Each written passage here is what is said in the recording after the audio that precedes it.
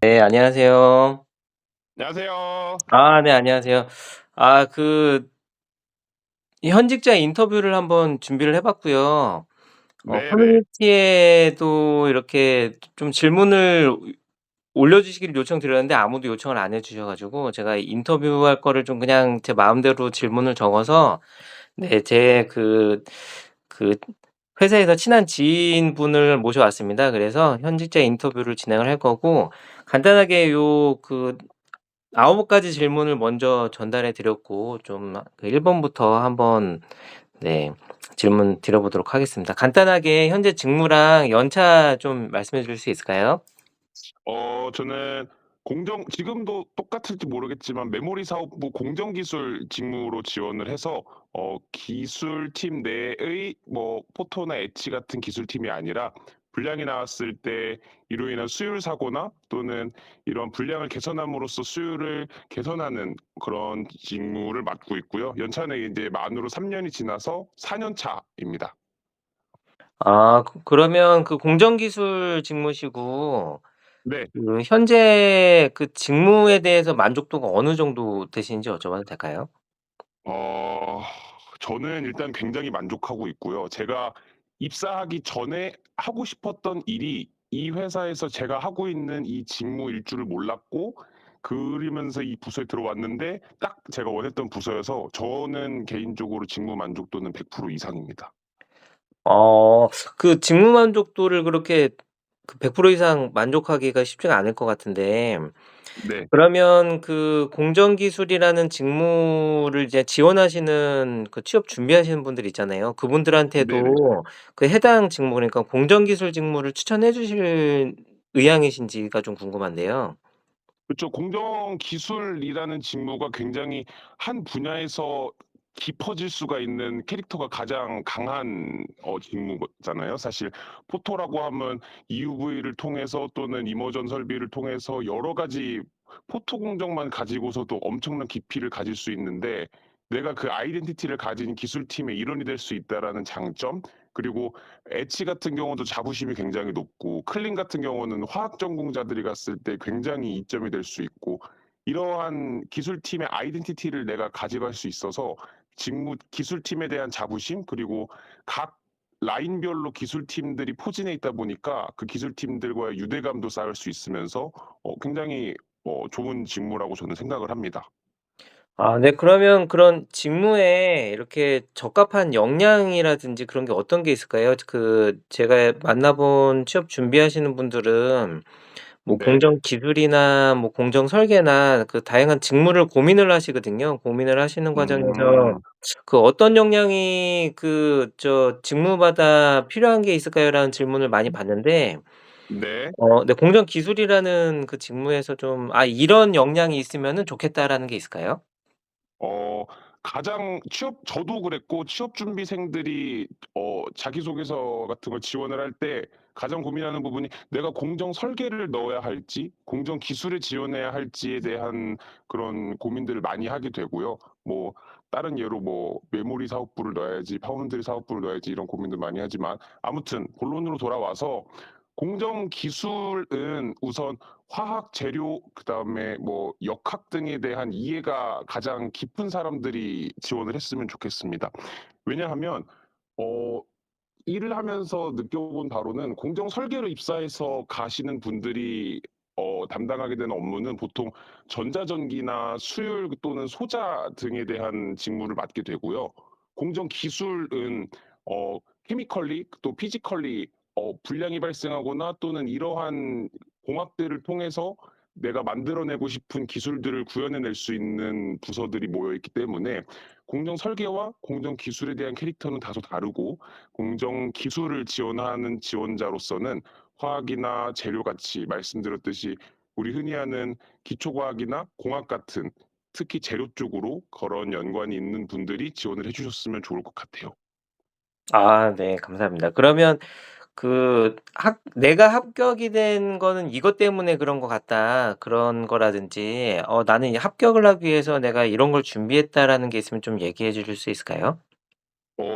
맞아요. 이거는 취업 준비를 하시는 모든 분들이 좀 알아주셨으면 하는 게, 유념해 주셨으면 하는 게, 자기소개서를 쓸 때 내가 대학에서 뭘 했고 그래서 "나는 이거를 알아요. 나는 이것도 알아요."가 아니라 본인이 지원하고자 하는 회사에 대해서 "나는 이것도 알고 저것도 알아요. 그리고 이것도 할 수 있어요. 그래서 나는 너의 회사를 위해서 이것도 해볼 수 있고요. 저것도 생각해 볼 수 있고요. 이런 것도 해볼 수 있을 것 같아요."라고 회사 친화적으로 조금 자기소개서를 써 줬으면 좋겠어요. 저는 그 부분을 염두에 두고 자기소개서 그다음에 면접 준비를 진행을 했었거든요.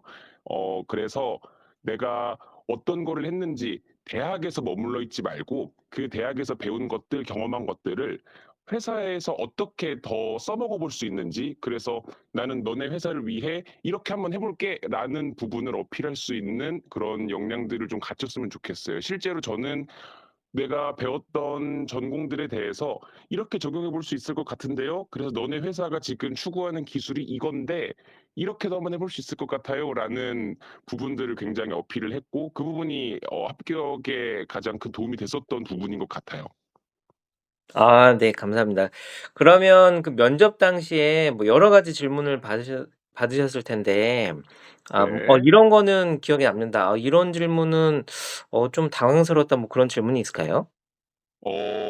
맞아요. 이것도 아직까지도 기억이 남는데 4년 전이지만 음 제가 특정 분야에서 굉장히 높은 위치에 갔던 적이 한 번 있는데, 물론 학교 내에서 그 부분에 대해서 저는 오히려 자랑을 하고 어필을 하러 면접 장소에 들어갔는데, 그거를 보시더니 혹시 "이기적이라는 소리를 들어보지 않았냐?"라고 공격이 들어와서 그 질문이 가장 먼저 기억에 남더라고요. 물론 대답은 잘했고 그때부터 면접관님 분들의 표정이 밝아지면서 화기애애한 분위기로 이어졌지만 굉장히 당황스러웠던 질문이었습니다. "당신은 이기적이지 않으신가요?" 라는 질문이요. 아 이기적이지 않냐고요? 오히려 강점으로 준비를 했던 부분이었는데 그거를 꼬집으면서 시작을 하셔서 '처음부터 기를 죽이려고 하는 건가?'라는 생각이 들었던 질문이었어요. "이기적이지 않습니까?" 음.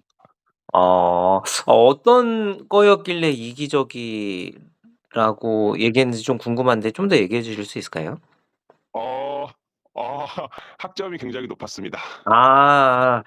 아. 무슨 말씀인지 알겠네. 그러니까 내 학점을 이렇게 뭐 유지 관리하기 위해서 뭐 이런 네. 주변 동료라든지 뭐 그런 게 약간 이기적으로 한 게 아니냐라는 그런 질문이었나 보네요. 네. "너 이 보고서 쓸 때 뭐 다른 사람들 거 베낀 거 아니야? 다른 사람들만 안 알려주고 너만 혼자 이렇게 한 거 아니야?"라는 식으로 꼬집으면서 들어오니까 음. 저는 그거에 대한 강점이 "아 저는 약점 굉장히 높습니다."라고 자랑하려고 들어갔다가 아. 된통당할 뻔한 질문이었습니다. 그러게요. 이거는 잘못 얘기했으면은 정말 좀 그 위험했을 법한 질문인데 제가 이 지금 인터뷰해 주시는 현직자를 제가 옆에서 보고 이제는 느끼는 부분에 있어서는 주변 사람들한테 매우 친화적이고 이 주변 동료들도 잘 챙기고 또 자기 일도 열심히 하시는 분이거든요. 아. 근데 면접에서는 그 쓰여진 것만 보고서는 그렇게 판단을 내릴 수가 있기 때문에 이건 정말 조심해야겠다는 생각이 좀 드네요. 네 맞아요. 네. 그러면 그 회사 생활을 직접 해 보니까 내가 학교 다녔을 때에 생각했던 회사랑 실제로 내가 경험해 본 회사랑 그 차이점이라든지 뭐 '야 이게 회사가 이게 이런 식이구나.'라고 느끼셨던 게 뭐 있을까요? 어 가장 크게 와닿았던 거는, 첫 번째로 회사는 저에게 기대를 걸죠. 학교는 제가 학사 경고를 받든 출석을 안 하든 아무렇지도 않고 오히려 제가 돈을 내고 다니는 곳이니까 저를 방생, 방류 그 이상으로 취급을 해 줄지언정 회사에서는 혼자서 살아남아야 하고 나는 월급을 받는 사람이기 때문에 회사는 기다려 주지 않고, 무언가를 배우고 싶다고 하더라도 학교에서 나를 "너 이거 배워야 돼, 배워야 돼, 배워야 돼." 하는 것만큼 바라봐 주지 않고 저를 어떻게 잘 써먹을까, 어떻게 하면 얘로 인해서 우리가 돈을 더 벌 수 있을까를 그러한 눈빛으로 쳐다보는 게 조금 달랐다고 생각했던 부분이고요. 음, 두 번째로는 어, 많은 사람들과 같이 일을 하게 되거든요. 학교에서는 난 아웃사이더야, 나 혼자 공부해 볼게라고 해도 물론 충분히 혼자서 잘하시는 분들은 잘하시지만 회사는 절대 혼자 할 수 있는 게 없어서 내가 어떠한 A라는 거를 만들고 싶으면 B도 알아야 되고 C도 알아야 되고 D도 알아야 되고 A 프라임, A 더블 프라임 이런 거 다 알아야 되는데 절대 혼자 알 수가 없거든요. 그래서 학교에서보다 가장 달라야 하는 점은 누군가와 함께 한 배를 타고 같이 그 노를 저어야 한다는 점, 그게 학교랑 회사의 좀 차이점이라고 느꼈어요. 크게 두 가지 말씀드렸습니다. 네. 그러니까 맞는 말씀이라는 생각이 드는 게 특히나 이 반도체 산업 같은 경우에는 저는 노가다 산업이라고 생각을 하거든요. 동의합니다. 네네. 이게 그 천재 한두 명이 이끌어갈 수 있는 산업이 아니고 그 뭐라 그러죠? 뭐 천재 밑에를 부르는 뭐 수재라고 표현할까요? 여러 수재들이 그 협력을 통해서 그 진짜 효율적으로 움직여서 이렇게 벌어지는 산업이기 때문에 네 그 방금 말씀하신 것처럼 이 주변 간의 협력 관계도 상당히 중요하고 협업도 중요하고 또 치열하게 싸울 때는 또 치열하게 싸우지만 그 결정된 부분을 빠르게 실행할 수 있는 이게 뭐 대만이라든지 한국에 어울리는 이 국민성이라고 할까요? 국민성과 맞아요. 어울리는 네 산업이라는 생각이 들어서 저는 앞으로도 이 반도체 산업이 몹시 잘 될 거라고 생각을 하고 있는 부분입니다. 그래서 음, 네 다음 질문으로 넘어가면 이 일하시는데 잠시만요. 네네네. 다음 질문 넘어가기 전에 네. 방금에 조금 더 저도 동일한 의견이라 첨언을 조금 해보자면 네네. 현재 한 명이 반도체 회사에 있다 한들 그 사람이 결정을 내리기 위해 써야 하는 데이터들, 그리고 써야 하는 자료들, 이것들은 모두 다 실무자로부터 나오는 거고, 그 윗선이 실무자들이 자료를 보고 판단을 하고 결정했을 때 그 다음 방향이 얼마나 빨리 움직일지도 그 아래에 있는 실무자들이 움직여야 하고 그 사람들의 손이 빨라야 하는 거거든요. 그래서 절대 학교에서 나 혼자 해볼게가 되겠지만 여기서는 나 혼자 해볼게가 거의 반도체라서 특히나 더 불가능한 그런 부분이라고 말씀을 드리면서 방금 말씀해 주신 거에 전적으로 동의한다라고 남기겠습니다. 네. 그래서 그 자소서나 면접 보실 때 그런 쪽에 강점이 있으신 분들은 그런 내가 산업을 잘 이해를 하고 있고 그 산업에서 '나는 이젠 이런 역할을 할 수 있을 거다.'라는 거를 좀 연결해서 작성하신다면 네 도움이 될 거라고 저도 생각을 하고 있습니다. 네 그래서 이제 맞습니다. 네 다음으로 넘어가면 그 맨날 야근하고 힘드시잖아요. 그럴 때 이제는 그렇게 뭐 주변 분들이랑 뭐 커피를 마신다든지 회식을 한다든지 뭐 그렇게 해서 스트레스를 푸실 수도 있겠다는 생각도 들지만 뭐 나만의 해소법이라는 게 있을까요? 이거는 약간 그 현직자분들이 들으실 수도 있기 때문에 좀 음, 그분들한테도 좀 도움이 되고자 하는 질문으로 준비를 해 봤습니다. 이거는 저는 두 개가 있는데요.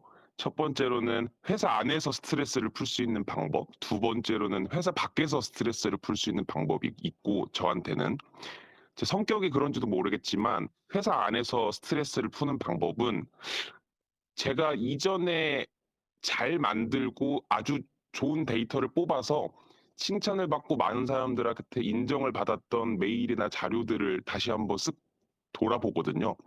내가 이때 어떤 생각으로 어떤 고생을 하면서 이 자료를 만들었지만 그로 인해서 많은 칭찬을 받고 임원들한테 칭찬받고 주변 사람들한테 인정받고 그러한 상황들을 다시 둘러보면서 지금 내가 힘들지만 이것도 그때처럼 좋은 자료들, 좋은 데이터들을 뽑았을 때 또 칭찬받을 수 있어, 인정받을 수 있어라고 생각을 하면서 저는 예전에 인정받았던 자료나 메일 발송했던 것들을 한 번씩 다시 읽어보고 복기를 하면서 스트레스를 좀 푸는 편입니다. 아 네. 네. 네. 아 회사 네 이게 밖에서는 네. 네네네네. 네 말씀하세요, 말씀하세요. 아니요, 이거 먼저 짚고 아. 넘어가면 좋을 것 같은데. 네. 이게 되게 좋은 말씀해 주셨는데 이 회사 내에서 내 자존감을 잘 지키는 게 이게 상당히 중요하거든요. 맞아요, 네. 맞아요. 그러니깐 이게 제가 뭐 주변 후배들한테 많이 했던 얘기들은 뭐냐면 이 학창 시절에 우리는 그 이 시스템 안에서 항상 내 위치를 파악할 수가 있고 이제 등수가 있잖아요. 내가 몇 등이고 학점이 몇 그렇죠. 점인지 뭐 이런 거를 보면서 '아 내가 잘하고 있다. 못하고 있다.'라는 걸 항상 피드백을 받기 때문에 뭐 그건 상관이 없는데 직장 생활을 하게 되면 이게 물론 고과라는 게 있지만 고과가 내 업무 성과에 따라서 무조건 나오는 게 아닙니다. 이게 뭐 군 생활 해 맞습니다. 보신 분들도 아시겠지만 뭐 정치적인 거라든지 뭐 고가권자의 뭐 라인이라든지 뭐 그런 거에도 영향을 상당히 많이 받기 때문에 내가 열심히 해서 나는 좋은 성과를 얻었다고 생각을 하지만 실제로 이 평가가 이게 안 좋게 나올 수도 있고 그러기 때문에 그럴 때는 자존감이 많이 떨어지거든요. 특히나 네 그런 직장인분들이 그런 상황에서 퇴사까지도 진짜 고민을 하시는 분들도 많이 봤는데 음. 네 일단은 이게 고가권자의 첫 번째 잘못이죠. 고가권자가 정말 정직하게 해야 되는데 이게 또 문제는 각 개개인이 다 내가 '나는 잘했다.'라고 생각하는 그런 문제가 있어서 이게 참 고가권자도 고민이 있는데 제가 생각할 때는 고가권자는 그저 정직하게 그래서 이제는 뭐 트레이닝도 같이 받거든요. 이게 어떻게 이제는 성과를 배분해야 된다든지 그런 트레이닝도 받는데 그렇게 해야 될 것이고 두 번째로는 혹시라도 그런 상황이 되지 않더라도 나 스스로 이젠 나의 자존감이 무너지지 않도록 그렇게 스스로를 좀 이렇게 다독여 줄 수 있는 그런 게 좀 도움이 될 것 같습니다. 근데 제가 말을 맞습니다. 네 말을 끊었는데 그 밖에서는 또 어떤 해소 방법이 있으실까요? 이게 회사 같은 동료들을 봤을 때 전날 아무리 힘들어도 다음날 리셋을 하고 오시는 분들은 그분들의 대부분의 공통점은 취미를 다 같이 즐길 수 있는 취미를 하나씩 가지고 계시더라고요. 예를 들면 어떤 분은 꼭 주말에 서핑을 가야 된다거나 또는 요즘에 많이 하는 취미죠. 클라이밍이나 아니면은 음악으로 동호회 바이올린 치러 가고 뭐 피아노 치러 배우러 가고 이런 분들이 꼭 계시더라고요. 그런 분들은 전날 아무리 힘들고 야근을 했다 하더라도 다음 날이나 다음 주에는 반드시 리셋을 해서 옵니다. 이게 '내가 바라볼 건 회사 생활밖에 없어.'라는 관점에서 이 회사 생활은 내 오늘의 일부일 뿐이고 나는 이 퇴근하면은 다시 한 번 더 내 퇴근 후의 삶을 살러 갈 거야라는 마인드가 박혀 있는 분들이 되게 멋진 취미를 꾸준히 하고 계시기 때문에 저는 회사 밖에서 스트레스를 푸는 방법은 그냥 좋은 취미 갖고 있는 거 그리고 그 취미를 꾸준히 발전시켜서 나의 하루의 일부로 만드는 것. 이 되게 굉장히 스트레스를 푸는 좋은 방법이라고 생각을 합니다. 맞아요.